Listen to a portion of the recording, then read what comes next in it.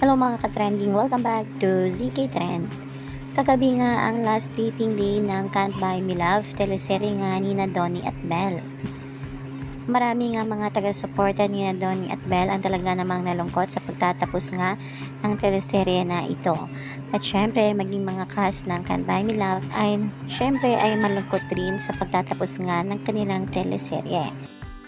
Kagabi nga ay spotted na may pa-end party nga itong si BML Cast at syempre kasama dyan ang ating Donnie at Belle. Makikita dito na talaga namang grabe ang visual ni na Donnie at Belle dito at kahit 2 AM na ay talagang fresh na fresh pa rin tingnan ang ating Donnie at Belle.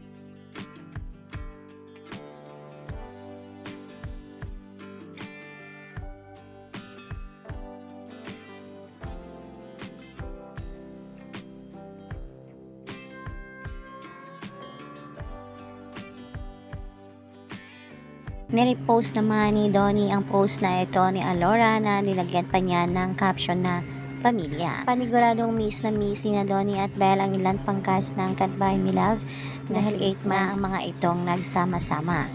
At maging si Direk Roel Santiago ay napapost din sa kanyang Instagram post na tayo nga dito kay Direk Roel Santiago